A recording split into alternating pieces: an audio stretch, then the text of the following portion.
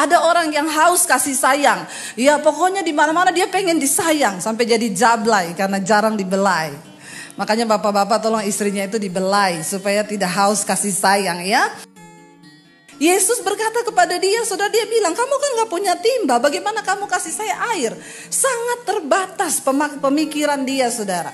Lalu ayat yang berikutnya, ayat 12.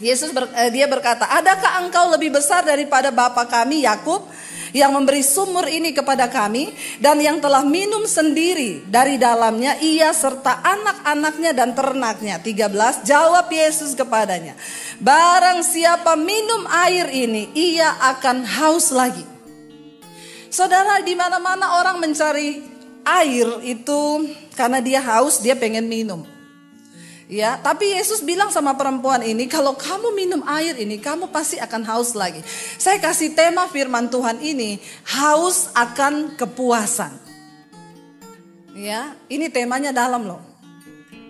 Dalam sekali nih kalau saudara mau menggali, haus akan kepuasan. Orang lain kan haus akan air, minum air sudah kenyang, nanti haus lagi. Haus akan apa? Haus akan uang ya. Lalu dia cari uang ya. Ada orang yang haus akan jabatan, dia berburu jabatan sampai menghalalkan segala cara untuk dapat. Ada orang yang haus kasih sayang, ya pokoknya di mana-mana dia pengen disayang sampai jadi jablay karena jarang dibelai. Makanya bapak-bapak tolong istrinya itu dibelai supaya tidak haus kasih sayang ya. Ini terjadi, saudara, wanita ini ternyata memang wanita yang bermasalah. Makanya dia datang jam 12 siang, dia gak kepengen ketemu orang. Dan Yesus tahu dia bermasalah, makanya Yesus pergi ke sumur itu. Saudara lihat ayat yang berikutnya, di sini dikatakan begini. Ya, ayat 14. Tetapi barang siapa minum air yang akan kuberikan kepadanya, ia tidak akan haus untuk selama-lamanya. Sebaliknya air yang akan kuberikan kepadanya akan menjadi sumber mata air di dalam dirinya, yang akan terus-menerus memancar sampai kepada hidup yang kekal. Kenapa saya bilang perempuan ini bermasalah dan saya kasih tema, judul tema khotbah hari ini adalah haus akan kepuasan. Dari sananya perempuan ini bermasalah ya. Itu terbukti dari ayat yang ke-15 ya. Kata perempuan itu kepadanya, Tuhan berikanlah aku air itu supaya aku tidak haus dan tidak usah datang lagi ke sini untuk menimba air. Kata Yesus kepadanya, pergilah panggil suamimu datang ke sini. Ayat 17, kata perempuan itu, aku tidak punya suami. Kata Yesus kepadanya, tepat katamu bahwa engkau tidak mempunyai suami, sebab engkau sudah mempunyai 5 suami dan yang sekarang ada padamu bukanlah suamimu. Dalam hal ini engkau berkata benar. Kita baru menemukan persoalan dari wanita ini yang sesungguhnya. Dia memiliki 5 suami.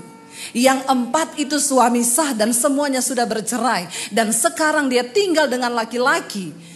Dan dia tidak menikah, dia kumpul kebo. Kata Yesus, dia bukan suamimu. Yang kelima. Saudara, kenapa wanita ini melakukan hal itu? Ada sebuah kehausan di jiwanya yang tidak terpenuhi.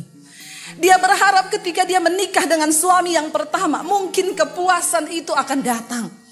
Rasa haus akan kehausan yang selama ini dia cari, mungkin dia haus akan kasih sayang, dia haus akan apapun yang dia butuhkan oleh jiwanya. Ketika dia menikah dengan suami yang pertama, ternyata semuanya terjadi tidak sesuai yang dia inginkan.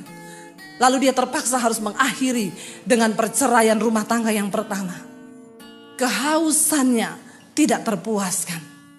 Ada begitu banyak orang yang berpikir ketika dia menikah dia akan dapat kepuasan di dalam jiwa. Ternyata ketika dia masuk dalam pernikahan, ternyata prewed tidak seindah afterwed. Jangan tertawa saudara, bertobat. Ya, benar saudara. Ya, ada banyak orang yang memasuki pernikahan dengan harapan-harapan akan memiliki kepuasan. Apa yang sedang saudara cari hari ini di dalam jiwamu? Kepuasan apa yang sedang saudara ingin dapat di dalam dirimu? Saya mau bilang saudara, dengan apapun engkau tidak akan pernah bisa mengisi kehausan itu. Kehausan yang engkau cari untuk memuaskan hasrat dalam dirimu. Selain jiwamu diisi oleh sesuatu, yaitu kasih Tuhan. Ada sebuah kebutuhan di jiwa manusia yang tidak akan pernah terisi oleh apapun kecuali oleh Tuhan. Ada orang-orang yang berpikir bahwa kekayaan adalah sesuatu yang memuaskan. Tidak diceritakan di sini wanita ini menikah dengan 4 pria sebelumnya, mungkin orang kaya.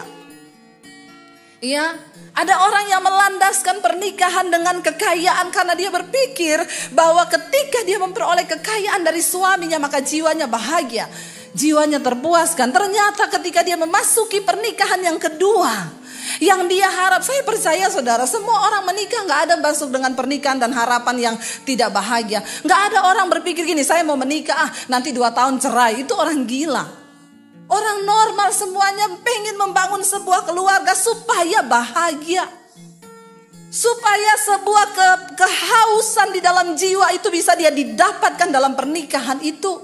Tetapi ketika dia gagal dengan yang pertama, dia membangun dengan yang kedua. Saya yakin dia sudah punya pengalaman dengan pernikahan yang pertama.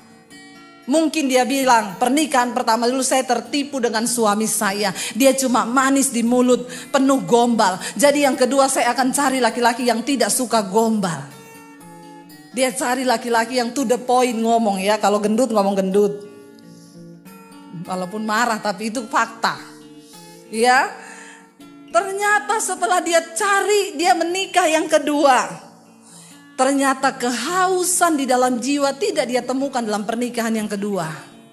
Dan akhirnya berakhir di dalam perceraian lagi. Kenapa saudara? Karena ada sebuah kebutuhan di jiwanya yang belum terpenuhi. Lalu dia sedih pasti hari itu dan dia tidak berhenti mencoba. Ya, dia menikah lagi dengan yang ketiga. Ya, lalu dengan harapan dia sudah punya 2 pengalaman kegagalan. Pasti dia lebih berilmu. Sudah 2 kali gagal. Masa gagal lagi? Ya, orang bilang jangan jatuh ke lubang yang sama. Kecuali lubangnya banyak. Jangan membuat lubang sendiri saudara. Hari-hari ini saya banyak melihat. Ada orang konseling sama saya, Bu. Saya ini dulu nikah pertama gagal Bu. Lalu saya nikah lagi yang kedua gagal lagi Bu. Saya coba yang ketiga gagal lagi Bu. Ini saya sekarang sudah dekat juga sama duda Bu. Saya bilang jangan cari jodoh dulu, cari Tuhan. Ya, benar gak? Dia bilang sama saya, Ibu doakan apakah ini jodoh dari Tuhan. Jangan cari jodoh dulu, cari Tuhan dulu. Ya, kalau kamu temukan Tuhan, kamu jiwamu sudah terisi dengan kepuasan. Maka ketika engkau masuk dalam pernikahan, ya insya Allah itu pernikahan yang benar. Benar gak saudara? Lalu akhirnya dia bercerai yang kedua, dia menikah dengan yang ketiga. Pasti dengan sebuah pengharapan akan berbahagia. Tetapi ternyata dia gagal lagi untuk yang ketiga kali. Lalu mereka bercerai. Lalu Yesus berkata, iya benar kamu gak punya suami. Karena kamu punya 5. Ya. Dan yang sekarang yang hidup bersamamu bukan suamimu. Karena cuma kumpul kebo. Betapa kasihan perempuan ini. Jiwanya sangat bermasalah. Ada sebuah kehausan akan kepuasan yang dia cari. Tapi dia gak temui di dalam 5 laki-laki. Saudara, hari ini engkau sedang haus akan apa? Mari kita cari Tuhan sungguh-sungguh. Kenapa? Cuma Dia yang sanggup memuaskan semua kehausan di dalam jiwa. Yesus sedang berbicara kepada kita lewat cerita ini. Saudara pikir ini cerita yang tidak cuma begitu aja ditulis? Enggak.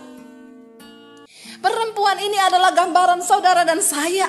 Betapa seringnya jiwa kita itu haus akan sesuatu yang kita sendiri gak tahu apa itu. Kita haus akan sebuah kepuasan. Kepuasan akan apa? Akan banyak hal. Dan saya cuma mau bilang kepuasan dalam hidup kita bisa kita temukan hanya ketika kita mendekat kepada Yesus.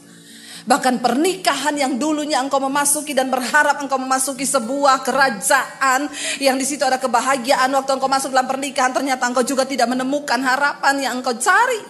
Ternyata jiwamu juga tidak menemukan kepuasan, kehausan. Kita perlu berjumpa dengan pribadi yang bisa dia berkata apa? Kalau engkau minum air sumur itu engkau akan haus lagi.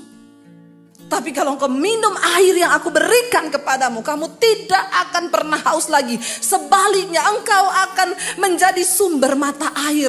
Dirimu akan mengalir aliran kehidupan yang bisa dinikmati oleh banyak orang. Yuk saudara, Tuhan mau kita ini berfungsi bagi banyak orang.